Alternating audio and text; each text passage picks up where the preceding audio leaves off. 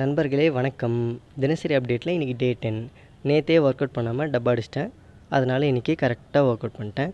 எப்போவுமே பண்ணுற வேரியேஷன்ஸ்லாம் போட்டுட்டு டக் ஹோல்டும் எல்சிட்டும் பண்ணிட்டேன். ப்ராக்ரஸ் தெரியுது, போக போக இம்ப்ரூவ் பண்ணிடலாம்.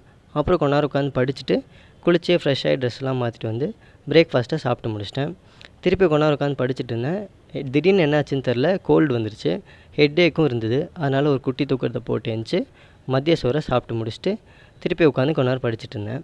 இன்றைக்கி வரைக்கும் ப்ராக்ரஸ் பார்த்திங்கன்னா 26 டேஸ் ஆஃப் கிளாஸஸ் பார்த்தாச்சு அவுட் ஆஃப் 67.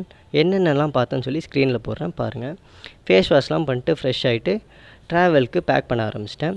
படிக்கிறதுக்கு லேப்டாப்பும் புக்கும் எடுத்து வச்சுட்டு 5 நாள் நான் ஊரில் இருக்க போகிறேங்கிறனால அதுக்கு தேவையான ட்ரெஸ்லாம் எடுத்து வச்சிட்டேன்.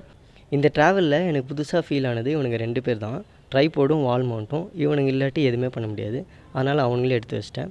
கோல்டு இருக்கனால கொஞ்ச நேரம் ஆவி பிடிச்சிட்டு பைக்கை கவர் எடுத்து போட்டேன். ஏன்னா 5 நாள் அவன் வெளியே நிற்பான், டஸ்ட் ஆகிடும். அதனால் அவனை ஃபுல்லாக கவர் பண்ணிட்டு இரவு சோறு முடிச்சுட்டு ரேப்பிடோ புக் பண்ணி கோயம்பேடு கிளம்பிட்டேன் பஸ் ஏறுறதுக்கு.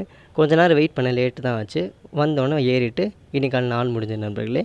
தொடர்ந்துருங்க, நாளை சந்திப்போம்.